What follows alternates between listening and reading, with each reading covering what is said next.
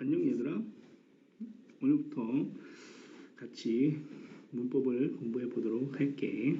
자, 한국어 문법 하면, 그러니까 국어 문법이라고 하면 뭐 배울 게 많고 어렵다라고 생각할 가능성이 굉장히 높아, 그지? 그런데 우리가 한번 생각을 해보면 문법에서 시험 문제 나오는 걸 한번 보자. 모의고사에서 시험 문제 나오는 건 총 5문제가 시험 문제 나와.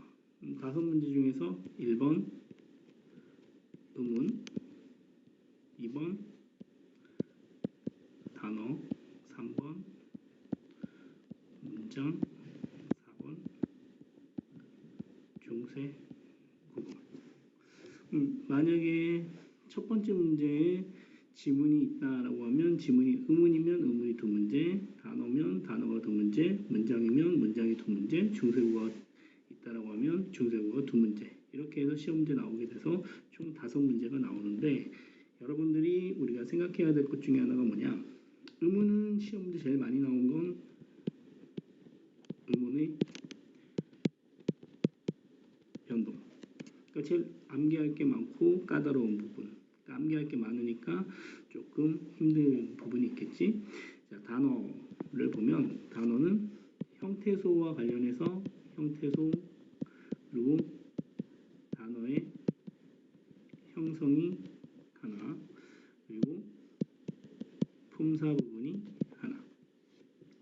문장에서는 성분과 관련해서 뭐 주어, 서술어 관련된 거, 서술어 자릿수 이런 것들 나오면서 동시에 문장의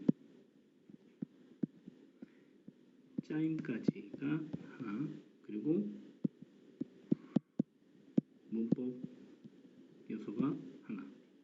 국어사는 중세국어에서 조사 부분, 어미 부분, 그리고 단어 부분. 얘는 어휘에 해당되겠지. 자, 그럼 조사에 대해서는 주격과 관형격이 대체로 시험 문제 나오고, 어미와 관련해서는 높임에 대한 게 시험 문제에 많이 나오지.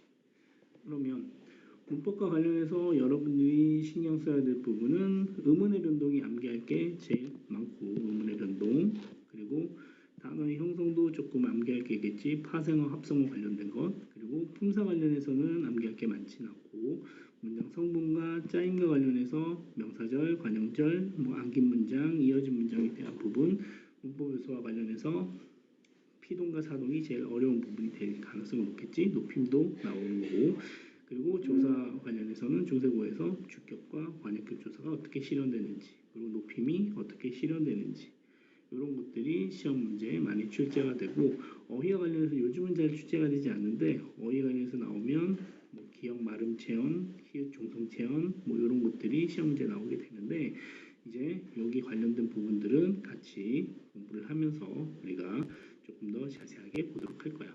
그래서 모든 클립은 10분을 넘어가지 않는 방향으로 할 건데, 경우에 따라서는 10분이 넘을 수도 있어. 그런데 15분이 넘어가는 클립은 만들지 않을 예정이야. 그래서 너희들이 간단하게 보면서 배울 수 있게끔, 그리고 각각의 의문의 변동이나 뭐 단어의 형성, 품사에 대한 것들을 각각 이렇게 조금 빠르고 정확하고 그리고 필요한 부분만 설명해 주도록 할 거야. 그러면 여러분들이 수업 시간에 지금 내가 클립을 찍는 동안에 설명해 주는 내용들을 한번 듣고, 만약에 이해가 안 되면 다시 한번 듣고, 그리고 뭐 밑에다가 올려주는 파일들이 있을 건데, 그 파일들을 보면서 공부를 조금 하게 되면 충분히 문법은 쉽게 공부를 할 수 있을 것 같아.